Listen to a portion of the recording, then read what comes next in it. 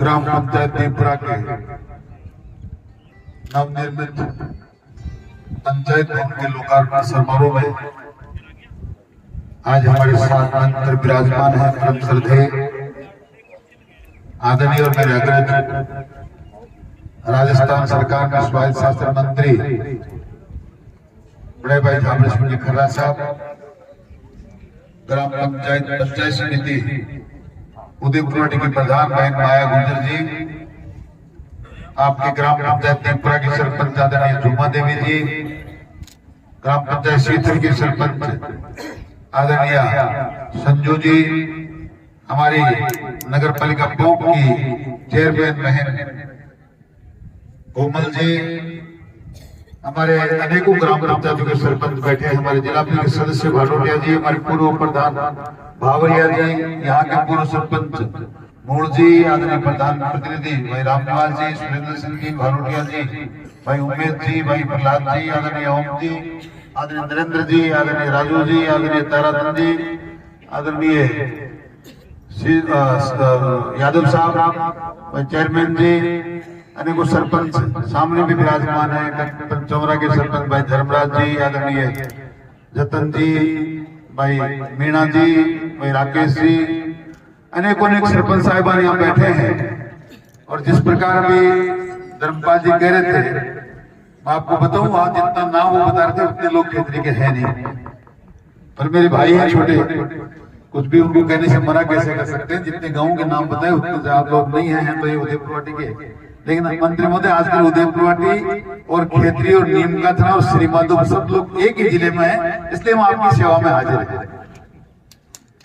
और उनकी ये बात बिल्कुल सत्य है कि आपको हमारी रक्षा इसलिए करनी है कि आप और हम, मैं तो आंशिक रूप से और धर्मपाल जी आप पूर्ण रूप से उदयपुर नीम का थाना में शामिल है।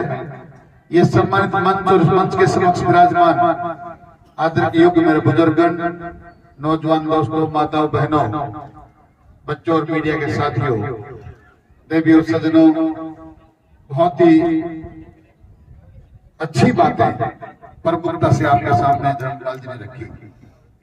जाति पाति धर्म और मजहब से ऊपर उठकर राजनीति में काम करना चाहिए, क्षेत्र के विकास के लिए हमको समर्पित होना चाहिए। देश का विकास कौन करे, क्षेत्र का विकास कौन करे, ऐसे लोगों को आगे लाना चाहिए। ऐसी पार्टी को समर्पित होकर चुनना चाहिए। तो जिस प्रकार आज इस देश का भला हो रहा है, देश जिस प्रकार विकास की ऊंचाइयों को नाप रहा है, कभी भगवान राम का मंदिर बन रहा है, कभी देश में 370 की धारा हट रही है, कभी ऐसे कानून बन रहे हैं जो माता बहनों के अपलाओं की इज्जत लूटने वाले लोग खौफ होकर घूमते थे, उनको फांसी के फंदे पर लटकाने के कानून बनाए जा रहे हैं। आपका मान सम्मान बढ़ाया जा रहा है, माता बहनों का मान सम्मान कैसे बढ़े, किसानों की आय कैसे बढ़े। आज 2014 से पहले भारत क्या था और 2014 के बाद भारत क्या है, ऐसी चीजों के बारे में चिंता करने वाले लोगों को चुनना चाहिए, मेरा निवेदन आपसे। और ये मौका आपके सामने है, मात्र 2 महीने में आपके सामने फिर एक बार तय करना है कि किस प्रकार की सरकार इस देश में काम करे। 2014 से पहले लोगों ने रोजाना हमारे प्रधानमंत्री जी कभी मन की बात करते हैं, कभी आपको संबोधित करते हैं और विभाग रूप से कहते हैं 2014 से पहले अखबार जब सुबह पढ़ते थे तो हजारों करोड़ रुपए का घोटाला, बेटियों के साथ बलात्कार, अपलाओं की अस्मत के साथ खिलवाड़, विकास का कहीं नाम नहीं। आज घोटाले में कौन मंत्री शामिल, कौन संतरी शामिल। 2014 के बाद लगातार 10 साल से मैं आपसे निवेदन करना चाहता हूं, अब की बार लगातार आप अखबार पढ़ते हैं, कभी कश्मीर के अंदर संसार का सबसे बड़ा पुल बन रहा, कभी ऐसे पुल का उद्घाटन हो रहा है जिसकी ऊंचाई 359 मीटर, संसार में एफिल टावर लोग कहते हैं सबसे ऊंचा वो, उससे भी ज्यादा ऊंचाई, 4 मीनार से ज्यादा ऊंचाई। ऐसे पुल वहां बन रहे हैं जहां लोग रोजाना गोलियों की भाषा बोलते थे। ये काम वहां हो रहे हैं, पत्थर मारते थे। ऐसी सड़कें मंत्री महोदय, महीने भर पहले एक शादी में मुंबई जाने का मौका मिला, लोगों ने पूछा क्या देखोगे, मैंने कहा यार किसी हमारी सरकार ने अटल सेतु बनाया है, मुझे मुंबई में और कुछ नहीं देखना, वो देखा। और वाकई मंत्री महोदय जब उसको मैंने देखा तो मन गदगद हो गया।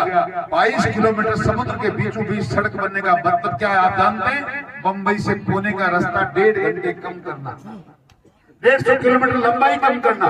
60 साल से लगातार सरकारें सोच रही थी मुंबई के समुद्र में अगर पुल बन जाए तो पूना की दूरी कम हो जाए, लेकिन कोई बना नहीं पाया। आजकल जयपुर से दिल्ली जाने के लिए मात्र 2.5-3 घंटे लगते हैं एक्सप्रेस हाईवे। मुंबई से दिल्ली के एक्सप्रेस वे बन रहे हैं। क्या हो नहीं रहा इस देश में? ये देश इतनी ऊंचाइयों को छू रहा है, इतने विकास के रास्ते पर तेजी से दौड़ रहा है कि 5 से संसार की तीसरी शक्ति बन गया। मैं वादा करता हूं आपके सामने, मंत्री महोदय आपसे बताएंगे, देश के प्रधानमंत्री योजना कहते हैं 2047 आते आते हिंदुस्तान दुनिया का सबसे मजबूत राष्ट्र बन जाएगा। आपसे कहना मात्र इतना चाहता हूं, आप अपनी विचारधारा को तय कर लें। अब कोई है जो बहुत मजबूत नेतृत्व हमें प्रदान कर रहा है। लोग कहते थे, जब हम कहते थे किसानों की आय दुगनी करेगी हमारी सरकार, हम आपका बहुत विकास करने वाले लोग तालियां बजाते थे, चौधरी वोट बड़ा चौका लगे कठौन करे लोग। आपके सामने देखते देखते 6,000 रुपए दे रहे थे, 8,000 चालू कर दिए, किसान सम्मान निधि MSP देने जा रहे। फसलों की आपके स्वास्थ्य के साथ साथ आपकी मिट्टी की चिंता कर रहे हैं, स्वास्थ्य परीक्षण करके मृदा कार्ड बना रहे हैं ताकि किसान की आमदनी कैसे बढ़े, जिंसों का मूल्य कैसे बढ़े। लगातार रात दिन ऐसी योजनाएं। अब तो आपकी ऐसी योजना शुरू हुई है, बिजली के बिल की जरूरत नहीं, 300 मेगावाट किलोवाट 300 यूनिट तक आपकी छत के ऊपर सरकार फ्री में सोलर लगा के दे रही है। 5 साल तक सरकार का जो ठेकेदार आपके सोलर लगाएगा वो अपना पैसा लेगा और 5 साल के बाद जितनी सरप्लस बिजली होगी बिकेगी, निगम में जाएगी, पैसा किसान को मिलेगा।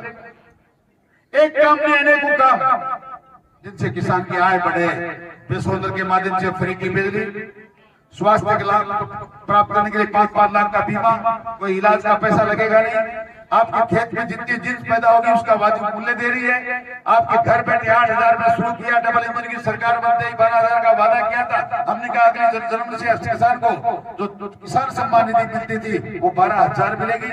क्या चाहिए आपको? मैं ये गाने इसलिए नहीं गा रहा कि मेरे 400 वोट कम पड़ गए, वो तो सुना गए धर्मपाल जी आपको। ये बातें इसलिए कह रहा हूं आगे कोई भूल ना हो जाए। आगे आने वाले समय में उदयपुर वाटी ऐसा इतिहास रचे कि लोकसभा में, विधानसभा में जितनी गलती हुई है उतनी लोकसभा में इतना अधिक बहुमत भारतीय जनता पार्टी को मिले। 1 लाख से ऊपर भारतीय जनता पार्टी को वोट मिलने चाहिए ताकि आगे बनकर काम करते वक्त हम मंत्री जी को जाके कैसे साहब एक बार तो हमारी जनता से भूल हुई है, अब इन्होंने इसमें सुधार किया है, इसलिए आप हमारी मदद करें। धर्मपाल जी नहीं कह रहे थे, मैं नहीं कह रहा, पूरा राजस्थान ये कहता है। सादगी में झाबर सिंह जी खर्रा का राजस्थान की मंत्रिमंडल में कोई शानी नहीं। मुझे तो 60 दिन उनके साथ रहने का मौका मिला, मिलकर उनके साथ काम करने का मौका मिला। आप सोच नहीं सकते एक आम किसान भी इनसे ज्यादा तरतीबी से रहते होंगे। कल परसों मैंने कहा तन्ना बाबा आधी घंटे लगे, बच्चों को लगे साहब क्यों जुड़ा करो, बोले थे कादिल टिकी करो जब मेरे को लुगाई हुआ क्या की कादिल टिकी करना साहब, थारा छोटा भाई है जी, थे करो जी करो, लेकिन वाकई इनको ये अधिकार इसलिए है कि ये जो जैसा जीवन जीते हैं, जिस ईमानदारी के साथ ही रहते हैं। कई लोग मुझसे मिलते हैं, मंत्री जी के बड़े नजदीक को छोटा सा काम को भाया, चोर वाला को तो करेंगे को नहीं, ईमानदारी को छोटा का। वाकई साहब ये भी बात इसलिए नहीं कह रहा मैं कि आज आप मंत्री और मैं चुनाव हार का, मैं इसलिए कहता हूँ कि मैं जिस दिन से आपसे मिला हूँ मैं इतना धैर्य से आपका सम्मान करता हूँ। मुझे पता नहीं क्यों अपने बुजुर्गों की सी याद आप में आती है। आपको लगता है कि वाकई आधुनिक प्रजातंत्र में आप जैसे लोग अगर राजनीति में आएंगे तो इस देश के विकास को, इस देश के उत्थान को कोई रोक नहीं सकता। हमेशा आपको इस बात के लिए प्रणाम करता हूँ। आप लोगों से भी कहना चाहता हूँ ऐसे लोगों को आगे लाना चाहिए जो किसान से जुड़े हुए, किसान की समस्या को जानते हो, एक एक चीज के बारे में इतनी गहराई से जितना ज्ञान झाबर सिंह जी को है शायद ही किसी को होता होगा।